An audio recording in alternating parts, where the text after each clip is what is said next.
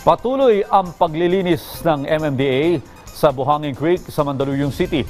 Plano rin nilang palalimin ito upang maiwasan ang baha tuwing umulan. Si Bernard Ferrer sa detalye. Sa kabila ng pag-ulan, hindi napigil ang mga tauhan ng MMDA sa pagsasagawa ng malawakang paglilinis sa Buhangin Creek sa Mandaluyong. Bahagi ito ng bayanihan sa STERO program ng ahensya na naglalayong palakasin ang disaster resilience ng Metro Manila. Alinsunod sa socio-economic agenda ni Pangulong Ferdinand R. Marcos Jr. Pinangunahan ni MMDA Chairman Romando Don Artes ang aktibidad kasama si Mandaluyong City Mayor Menchie Abalos at iba pang lokal na opisyal. Ang Buhangin Creek ay umaabot din sa Maynila at Pasig. Konektado rin ito sa San Juan River. Mula sa orihinal na 4 na metro ang lapad ng creek, may ilang bahagi nito ang nagiging 1 metro na lamang dahil sa informal settlers.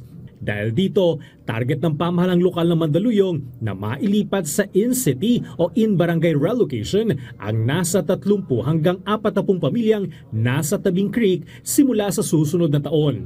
Nasa 200 hanggang 300 pamilya pa ang nakatakdang maialis sa mga daluyan ng tubig sa lungsod.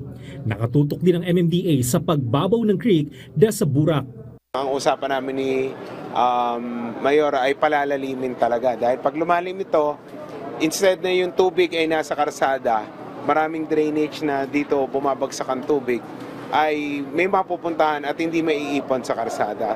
Kaya kapag halimbawa natapos na napalalim natin to, I'm sure mababawasan ang baha natin sa Ortigas.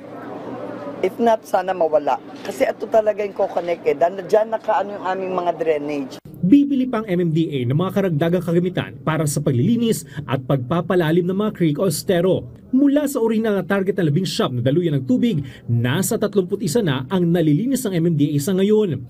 Natapos na rin ang audit sa mga proyekto ng pamahalaan sa Metro Manila na nagdudulot ng pagbaha malapit sa mga creek o estero, kung saan nasa 52 booster pumps ang inirekomendang tuluyan ng alisin.